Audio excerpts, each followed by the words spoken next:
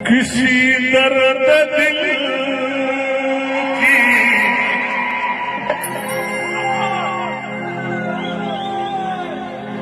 किसी दर्द दिल की दवा क्या करोगी, बड़ी बेवफा हो वफा क्या करोगी। तो आपने सुना, ये हैं हेमंत सोरेन सरकार में आरजेडी कोटे से मंत्री संजय यादव और गाना गा रहे हैं कि किसी दर्द दिल की दवा क्या करोगी, बड़े बेवफा हो वफा क्या करोगी।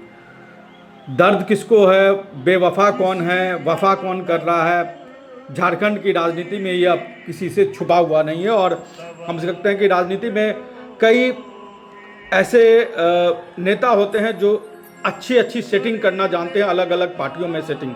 तो संजय यादव एक ऐसे झारखंड के नेता हैं जिनकी सेटिंग हर जगह है, और मंत्री बनने से लेकर बेटे को विधायक बनाने की जद्दोजहद करने तक, भाई को दूसरी पार्टी से टिकट दिलाने तक पूरी सेटिंग है।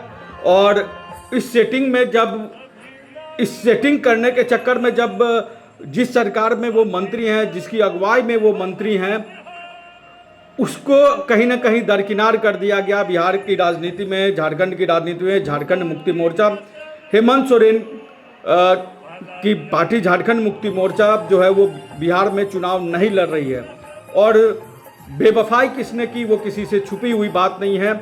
और हमने देखा कि झारखंड मुक्ति मोर्चा के नेताओं ने, सुदीव्य सोनू ने, सुप्रियो भट्टाचार्य ने किस तरीके से आरजेडी के ऊपर खास तौर पे लगाया कि वो धूर्त हैं, और उन्होंने एक तरीके से गठबंधन धर्म का पालन नहीं किया, बेवफाई की।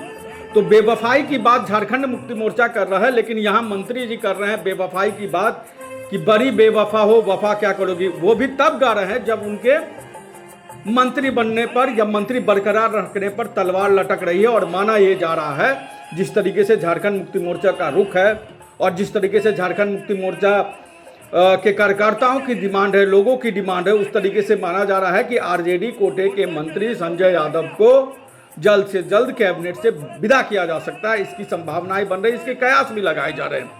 लेकिन हम संजय यादव पर बात क्यों कर रहे हैं? संजय यादव पर बात इसलिए कर रहे हैं क्योंकि संजय यादव यहाँ आरजेडी के चेहरे हैं, झारखंड में आरजेडी के चेहरे हैं। वह झारखंड में आरजेडी कोटे से मंत्री हैं। मंत्री बनना था देवघर के विधायक सुरेश पासवान को, पिछली बार वही मंत्री थे।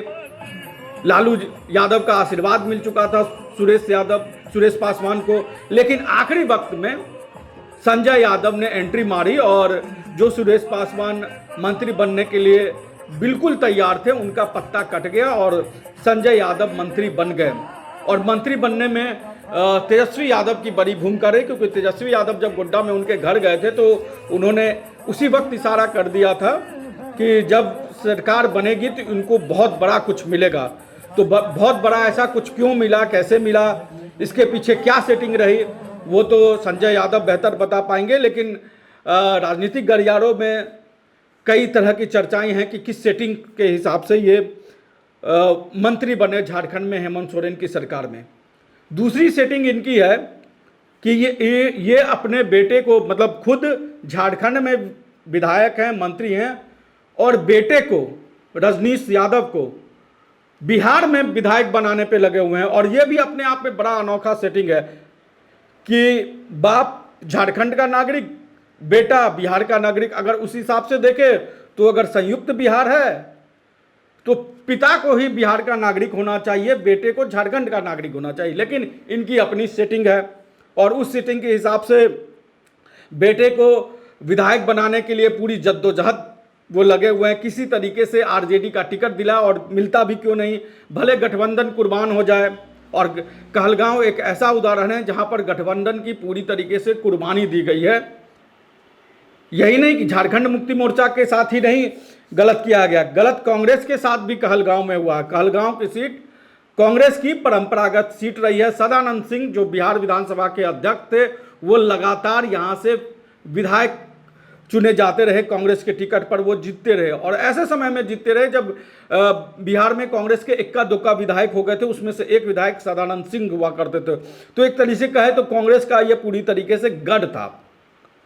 लेकिन पिछली बार कांग्रेस के उम्मीदवार वहां से चुनाव हार गए, तो इस बार आरजेडी के संजय यादव की नज़र पड़ गई, क्योंकि बेटे को सेट करना था, बेटे के लिए सेटिंग करनी थी। तो कहलगांव वो चले गए और कहलगांव में कांग्रेस ने किसको उम्मीदवार बनाया? प्रवीण कुशवाहा। प्रवीण कुशवाहा जो पिछली बार पटना साहिब में नंद किशोर यादव के खिलाफ चुनाव लड़ रहे थे, कांग्रेस ने प्रवीण कुशवाहा को कहलगांव से उम्मीदवार बनाया और ये पहले से एक तरीके से पूरी तौर पे जो है वो मन बना चुकी थी कांग्रेस की प्रवीण कुशवाहा को मिलेगा। प्रवीण कुशवाहा कांग्रेस के बड़े नेता रहे हैं और कांग्रेस पार्टी के प्रदेश उपाध्यक्ष तक वो रहे हैं। तो ऐसे बड़े ओहदे के, ऐसे बड़े नेता प्रवीण कुशवाहा जाति में कांग्रेस का एक तरीके से कहे तो चेहरा रहे, उनको टिकट देना था। जातीय समीकरण तमाम समीकरण के हिसाब से फिट बैठते थे। तो यहाँ संजय यादव के लिए तेजस्वी यादव ने गठबंधन धर्म की कुर्बानी दे दी और संजय यादव के बेटे रजनीश को उम्मीदवार बना दिया। बात यही नहीं रुकी, जब झारखंड मुक्ति मोर्चा के 2 प्रतिनिधि पटना में गए, तेजस्वी यादव से मुलाकात की और वो चाह रहे थे कि किसी भी तरीके से झारखंड मुक्ति मोर्चा को प्रतिनिधित्व मिले बिहार विधानसभा चुनाव में।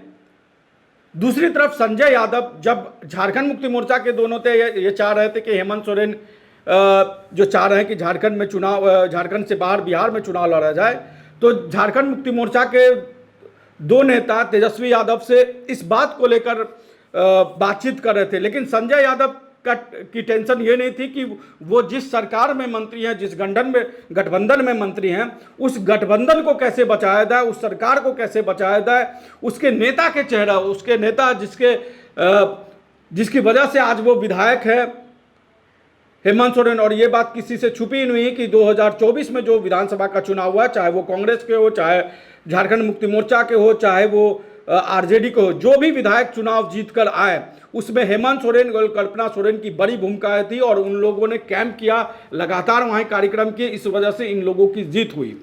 तो जिस नेता की वजह से इनकी जीत हुई, उसको कैसे, उसका चेहरा कैसे बढ़ा, उसको कैसे प्रतिनिधित्व मिले, इसका टेंशन किसी भी तरीके से संजय यादव के जहन में नहीं था। वो अपनी एक अलग तैयारी कर रहे थे। अब बात कर रहे हैं बेवफाई की।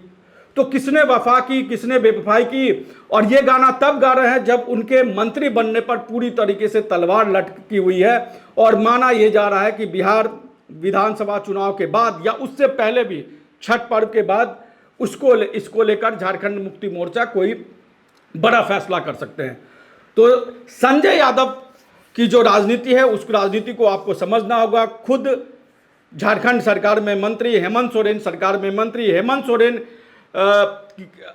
सोरेन का राजनीतिक कद कैसे बढ़े, गठबंधन कैसे बचे, झारखंड मुक्ति मोर्चा को, हेमंत सोरेन की जो पार्टी है उसको बिहार में कैसे प्रतिनिधित्व मिले, इसका टेंशन इसको लेकर तेजस्वी यादव से एक बार भी उन्होंने ये नहीं बताया कि तेजस्वी जी अगर हेमंत सोरेन को बिहार में प्रतिनिधित्व नहीं देंगे तो हमारे गठबंधन पे खतरा पड़ेगा, झारखंड में भी इसका हमें नुकसान उठाना पड़ेगा, हम सरकार से बाहर हो जाएंगे। उनका टेंशन ये था, उनकी टेंशन ये थी कि किसी भी तरीके से बेटे को टिकट मिल जाए, रजनीश यादव को।